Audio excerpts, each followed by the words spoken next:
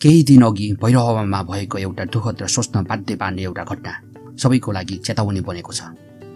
एउटा सार्वजनिक कार्यक्रममा स्टेजमा एक व्यक्ति जोश र उत्साहका साथ भाषण दिइरहेका थिए। तर अचानक बीच भाषणमै उनी लर्खराउँदै ढल्छन्।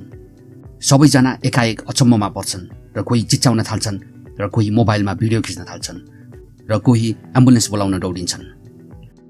तर त्यो भिडमा सयौं आँखाहरू भए पनि एकजना पनि अघि बढ्दैनन् सीपीआर गर्नलाई।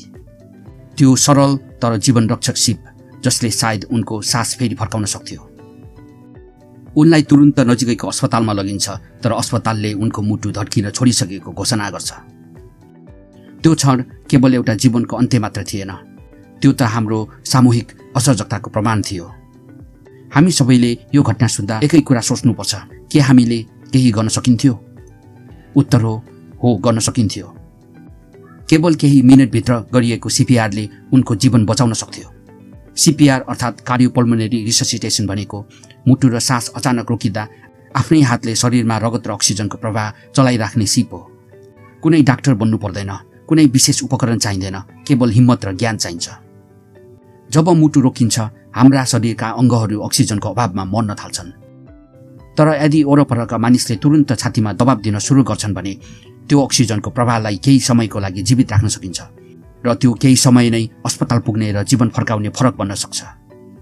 तर हाम्रो समाजमा अझै पनि धेरैले सोच्छन्, म कसरी गरौँ? मैले केही गल्ती गरेँ भने? तर गल्ती त प्रयास नगर्दा हुन्छ। जब हामी मौन रहन्छौँ, हामीले कसैको जीवन गुमाउन योगदान दिएका हुन्छौँ। त्यसैले अब समय आएको छ डर होइन, जिम्मेवारी अनुभव गर्ने। हामी सबैले अब सिक्नै पर्ने कुरा हो सीपीआर कसरी गर्ने। सीपीआर सिक्नको लागि यस भिडियोमा राखिएको तलको लिङ्कलाई क्लिक गर्नुहोस् र सीपीआर कसरी गर्ने भनेर सिक्नुहोस्। विद्यालय, कार्यालय, घर, हरेक ठाउँमा यो सिप सिकाउने संस्कार बसाल्नुपर्छ, किनभने अर्को पटक यदि हाम्रो सामु कोही ढल्छ, हामी केवल हेर्ने होइन, उनीहरूको लागि लड्ने बन्नुपर्छ। भैरहवाको त्यो स्टेजमा ढलेको व्यक्तिको कथा समाप्त भयो, तर उनको घटनाले हामीलाई एउटा अमूल्य शिक्षा दियो। जीवन कहिले रोकिन्छ थाहा हुँदैन, तर जीवन फर्काउने सिप हामीले सिक्न सक्छौँ।